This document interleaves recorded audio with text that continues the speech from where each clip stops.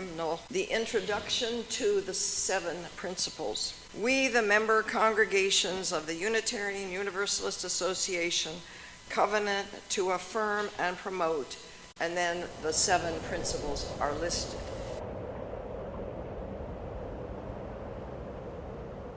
Then I have the sources of our tradition. The living tradition we share draws from many sources. Direct experience of that transcending mystery and wonder, affirmed in all cultures, which moves us to a renewal of the spirit and an openness to the forces that create and uphold life. Words and deeds of prophetic women and men, which challenge us to confront powers and structures of evil with justice, compassion, and the transforming power of love. Wisdom from the world's religions, which inspires us in our ethical and spiritual life.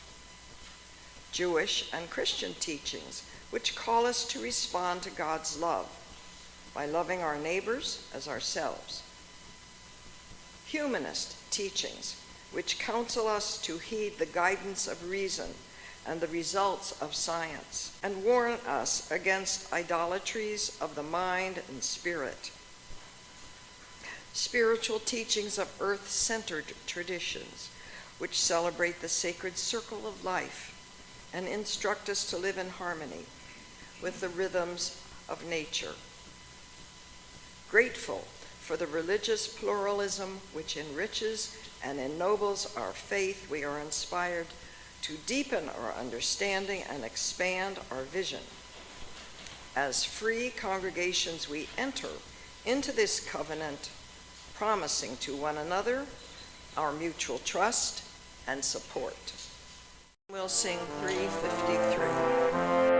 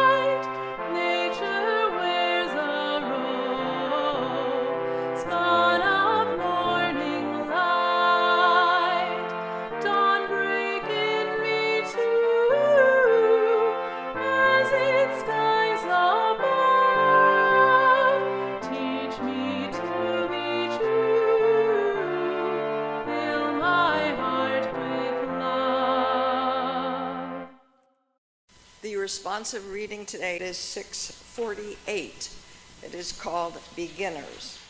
But we have only begun to love the earth. We have only begun to imagine the fullness of life. How could we tire of hope? So much is in bud. How can desire fail? We have only begun to imagine justice and mercy. Only begun to envision how it might be to live as siblings with beast and flower, not as oppressors. Surely our river cannot already be hastening into the sea of non-being. Surely it cannot drag in the silt all that is innocent. Not yet, not yet. There is too much broken that must be mended. Too much hurt that we have done to each other that cannot yet be forgiven. We have only begun to know the power that is in us if we would join our solitudes in the communion of struggle. So much is unfolding that must complete its gesture. So much is in bud. By Denise Levertov. I now turn the program over to our speaker, Frank Young, who will speak on the 7 principles. What is missing? Every Sunday at the beginning of our service, we mention one of the 7 Unitarian Universalist principles. We read a short commentary about that principle, written by a Unitarian Universalist leader or minister. We seem to place a high value on these principles.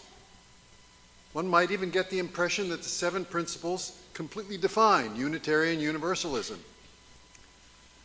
My task today is to present some arguments against such a conclusion. My arguments will include some analysis of contradictions between the principles and other important aspects of Unitarian Universalist practice and beliefs. I will conclude with some discussion of some of the ways that the principles are seriously inadequate and incomplete, and make some suggestions for improvement, in all modesty. Our opening words today were from the complete document that presents the principles. The 7 principles themselves were omitted, but we heard the other 2 parts of the full document, the parts that are seldom read aloud and therefore may be unfamiliar to many Unitarian Universalists. The full document includes that brief introduction and the rather long statement pointing out the sources of the principles. These parts are very significant.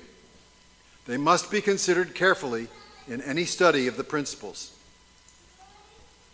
Let us first analyze the introduction.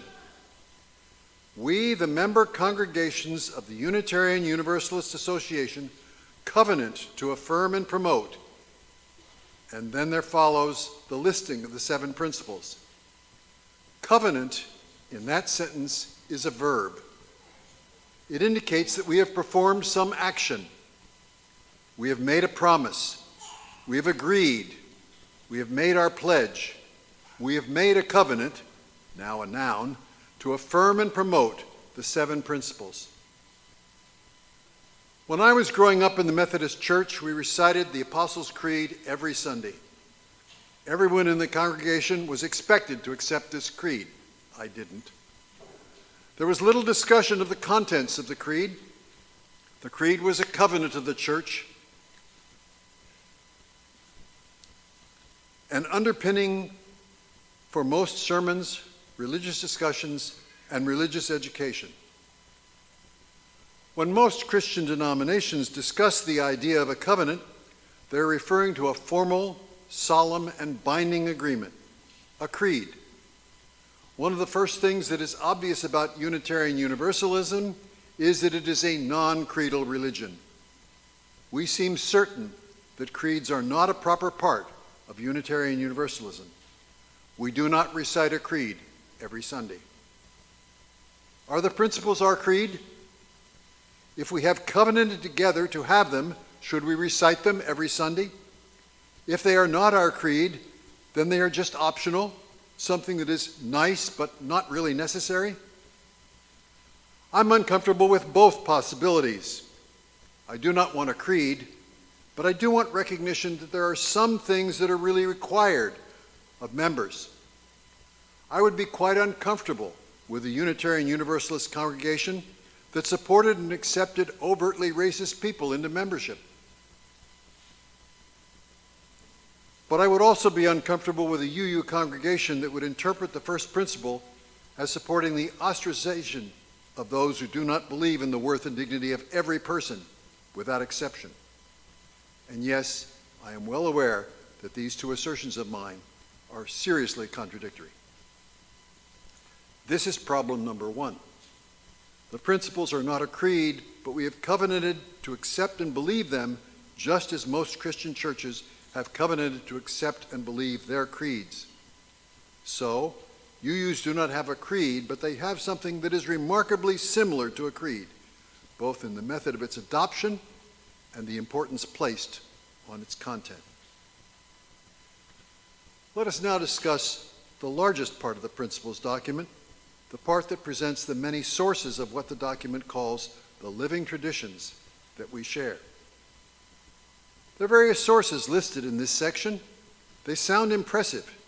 Direct experience, words and deeds of prophetic men and women, wisdom from the world's religions, Jewish and Christian teachings, humanist and naturalist, and there was another one that is not in the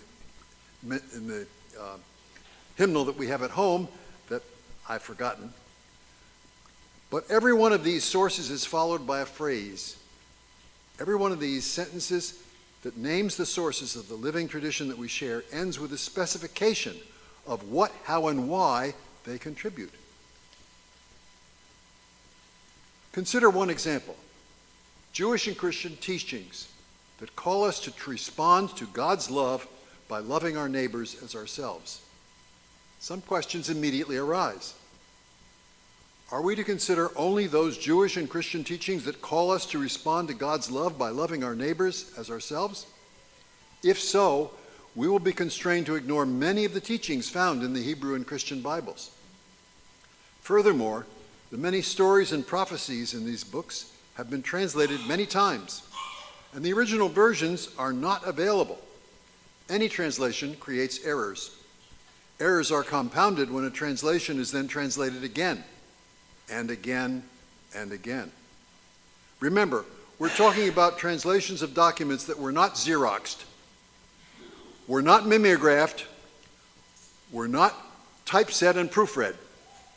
They were just copied and translated by poorly fed scribes in poorly lit conditions on possibly imperfect media that may have been misused, reused. The translations into English from ancient copies made by scribes are full of errors.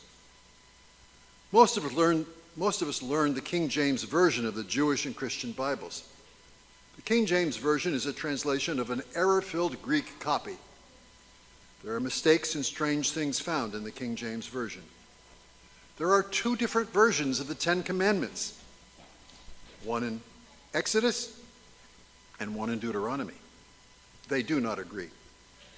There are also two different creation stories, one in Genesis 1 in the beginning of Genesis 2, and the other one at the end of Genesis 2. There are also many contradictions found.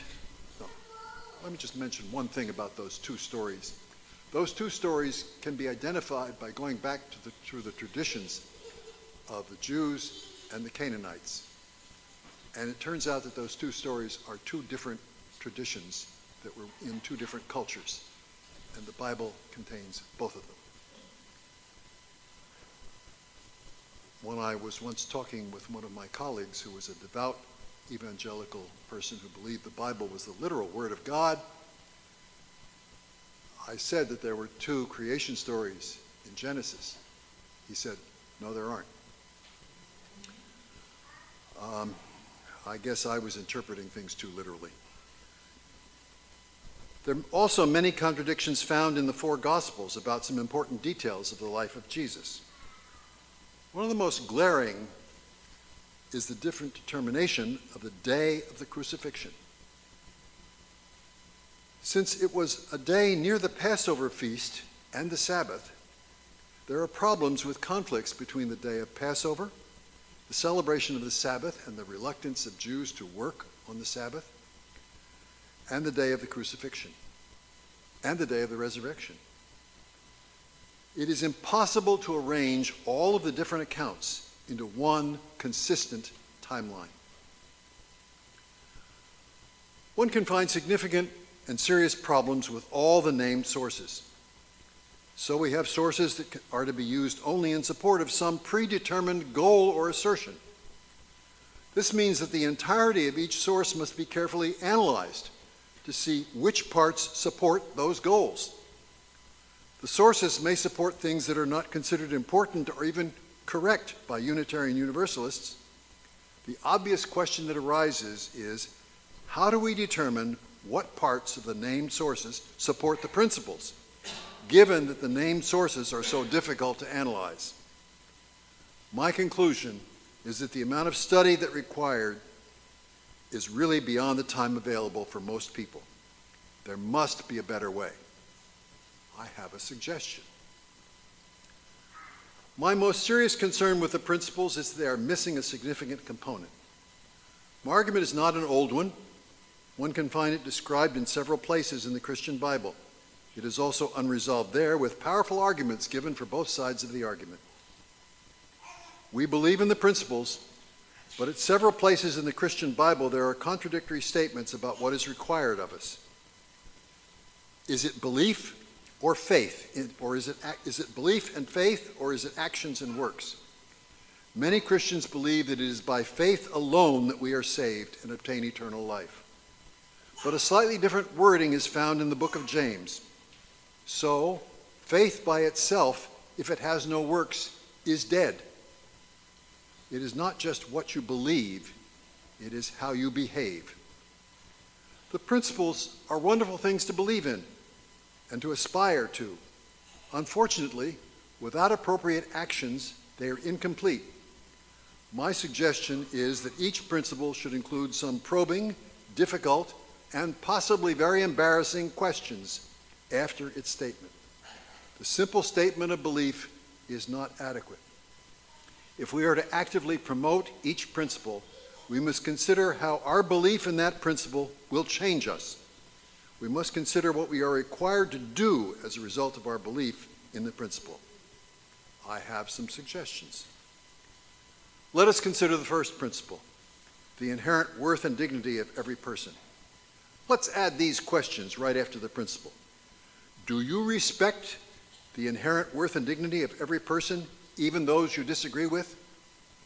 What are you doing to uphold the right of all persons to justice and human dignity? Consider the second principle, justice, equity, and compassion in human relations.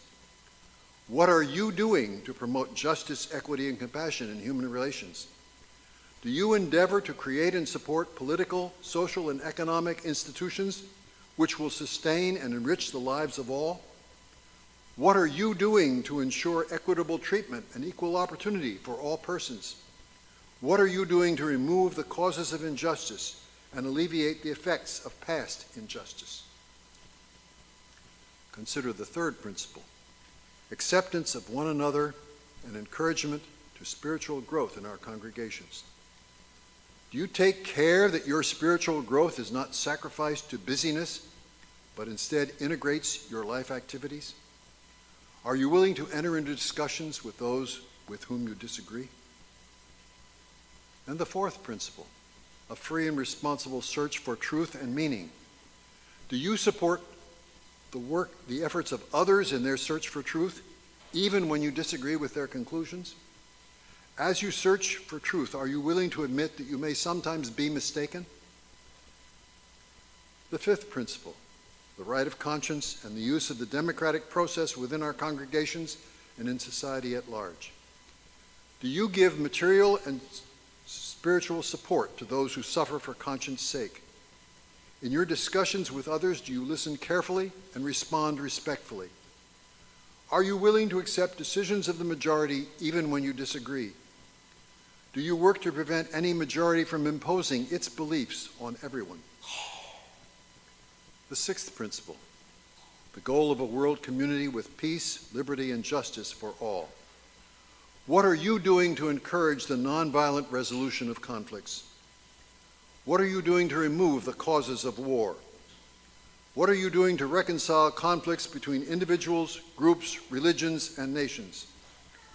Do you care for the victims of war?